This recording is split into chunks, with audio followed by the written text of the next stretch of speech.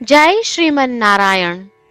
રામાનુજદાસ શ્રીમાન ગટ્ટુ વેણુગોપાલ સ્વામી દ્વારા વર્ણન કરેલ શ્રીમદ ભગવદ્ ગીતાનું ગુજરાતી ભાષાંતર હું આપને કહી રહી છું. અધ્યાય 13 ક્ષેત્ર ક્ષેત્રજ્ઞ વિભાગ યોગ. શ્લોક 7. અમાનિત્વમ અદંભિત્વમ અહિંસા ક્ષાંતિરાર્જવમ આચાર્યોપાસનમ શૌચમ સ્થૈર્યમ આત્મવિનિગ્રહઃ. ઓમ. ગીતાચાર્ય શ્રી કૃષ્ણ પરમાત્મા અર્જુન સાથે આપણને બધાને ક્ષેત્ર ક્ષેત્રજ્ઞ વિભાગ યોગ શીખવી રહ્યા છે. પરમાત્મા કહે છે, અર્જુન, જ્યારે આત્મા શરીરમાં હોય ત્યારે આત્મજ્ઞાન પ્રાપ્ત કરવા માટે જે ગુણોનું આચરણ કરવું જોઈએ તે હું તને કહું છું, તે સાંભળ. પ્રથમ ગુણ છે નમ્રતા. શિક્ષણ, સંપત્તિ કે ગુણ વિશે અહંકાર ન કર. બીજો ગુણ છે સરળતા. અન્ય લોકો દ્વારા પ્રશંસા પ્રાપ્ત કરવા માટે સારા હોવાનો ડોળ ન કર. ત્રીજો ગુણ છે અહિંસા. મન, વાણી કે કર્મથી કોઈને દુઃખ ન આપ. ચોથો ગુણ છે ધૈર્ય. જે આપણને કષ્ટ આપે તેને હાનિ પહોંચાડવાની ઈચ્છા ન ધરાવ. પાંચમો ગુણ છે ઋજુતા. વિચારો અને કર્મો વચ્ચે સમરસતાનો અભ્યાસ કર. છઠ્ઠો ગુણ છે આચાર્ય સેવા. આચાર્યને ભગવાન સમાન માન, જે વિદ્વતા પ્રદાન કરે છે. સાતમો ગુણ છે પવિત્રતા. શાસ્ત્રોના નિર્દેશનું પાલન કરતા મન, વાણી અને કર્મોમાં પવિત્રતા જાળવ. આઠમો ગુણ છે દ્રઢતા. અવરોધો આવવા છતાં ગુરુઓના ઉપદેશોનું સતત પાલન કર. અને નવમો ગુણ છે આત્મનિયંત્રણ. જ્ઞાન અને બુદ્ધિને નબળી પાડતા વિક્ષેપોમાંથી મનને પાછું ખેંચી તેને નિયંત્રણમાં લાવ. આ પ્રમાણે શ્રી કૃષ્ણ પરમાત્મા આપણને આ ગુણો વિકસિત કરવા વિશે સૂચના આપી રહ્યા છે. શ્રી કૃષ્ણ પરમાત્માના ઉપદેશોનું ધ્યાન કરતા ચાલો આપણે શ્રી કૃષ્ણ પરમાત્માએ જણાવેલા આ ગુણોને કેળવવાનો પ્રયત્ન કરતા રહીએ. શ્રી કૃષ્ણ પરમાત્માનું શરણ લઈ આપણા જીવનને અર્થપૂર્ણ બનાવવાનો પ્રયાસ કરતા ચાલો આપણે બધા શ્રી કૃષ્ણ પરમાત્માના શબ્દોનું આ શ્લોક સ્વરૂપે પુનરાવર્તન કરીએ. અમાનિત્વમ અદંભિત્વમ અહિંસા ક્ષાંતિરાર્જવમ આચાર્યોપાસનમ શૌચમ સ્થૈર્યમ આત્મવિનિગ્રહઃ. શ્રી કૃષ્ણ પરમાત્માએ આખી ભગવદ્ ગીતાનો સાર અધ્યાય 18ના શ્લોક 65 થી 70માં 8 ઉપદેશ દ્વારા કહ્યો છે.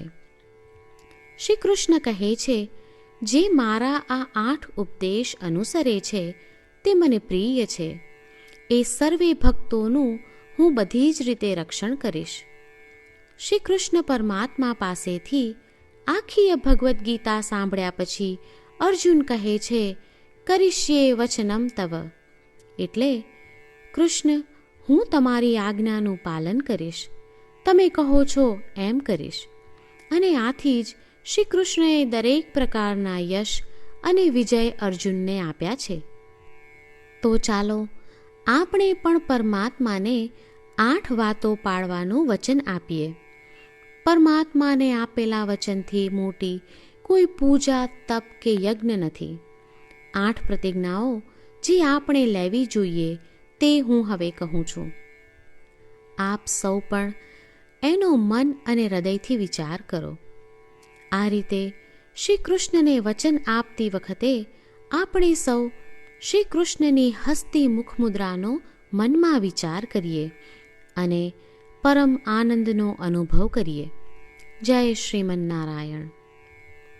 આપણા 8 વચનો આ પ્રમાણે છે.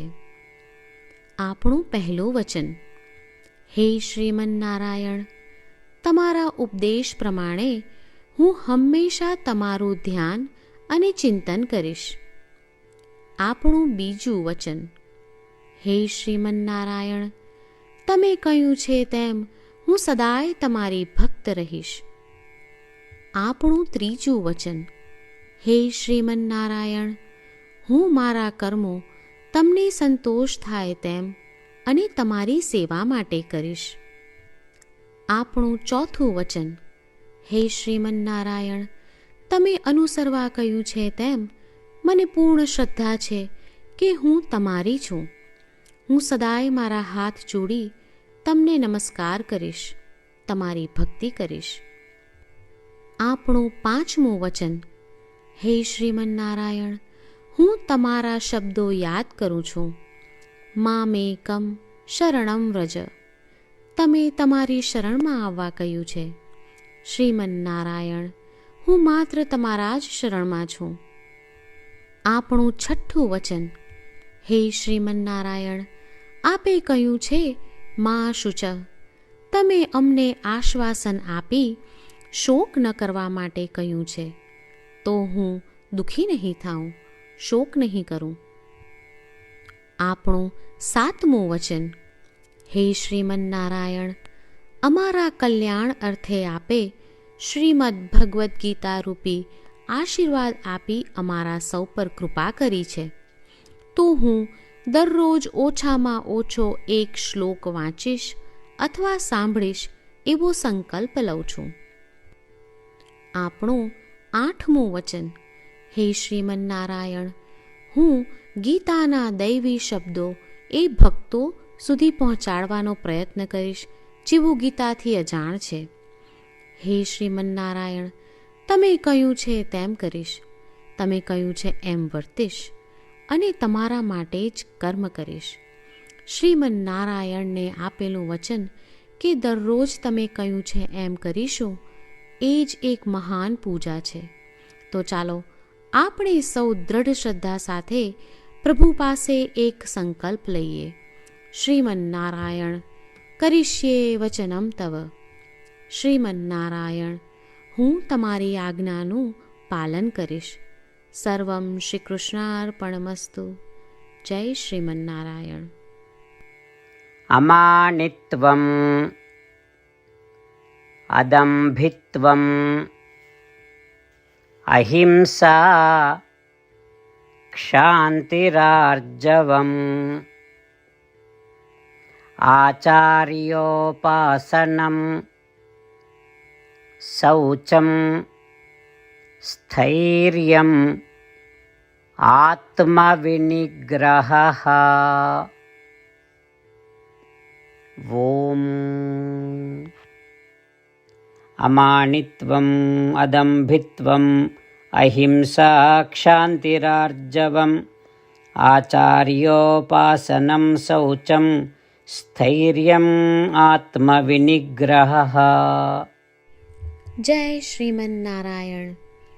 તમામ ભક્તોને ખાસ વિનંતી: આપણા જીવનની દરેક બાબતોમાં આપણે તાત્કાલિક અને અસરકારક પરિણામો ઈચ્છીએ છીએ. આ પ્રાપ્ત કરવા માટે ચાલો દરરોજ 1 મિનિટ ફાળવીએ અને નારાયણાસ્ત્રમ વાંચીએ. નારાયણાસ્ત્રમ મેળવવા માટે તેની વેબસાઇટ જે www.narayanaastram.org છે તેના પર જાઓ અને રજિસ્ટ્રેશનમાં તમારું નામ અને ઈમેલ આપો. તમે આપેલા ઈમેલ પર તમને નારાયણાસ્ત્રમ PDF પ્રાપ્ત થશે. PDFમાં રામાયણનો 1 શ્લોક, ગીતાનો 1 શ્લોક અને 1 વિષ્ણુ નામ છે. આ 3ને નારાયણાસ્ત્રમ કહેવામાં આવે છે. દરેક વ્યક્તિને આ શ્લોકોનું અલગ અલગ સંયોજન પ્રાપ્ત થાય છે. જ્યારે દરેક વ્યક્તિ 24,000 ભક્તો સાથે તેમના નારાયણાસ્ત્રમને દરરોજ વાંચે છે અથવા સાંભળે છે, ત્યારે સમગ્ર રામાયણનું 1 વાર પારાયણ, શ્રીમદ્ ભગવદ્ ગીતાનું 33 વાર પારાયણ અને વિષ્ણુ સહસ્ત્ર નામનું 24 વાર પારાયણ રોજ પૂર્ણ થાય છે. આ એક અદ્ભુત અને અસાધારણ પરિણામ છે. તેથી તમે અને તમારા પરિવારના સભ્યો તરત જ વેબસાઇટ પર જાઓ અને તમારું નારાયણાશ્રમ મેળવો. જય શ્રીમન્નારાયણ.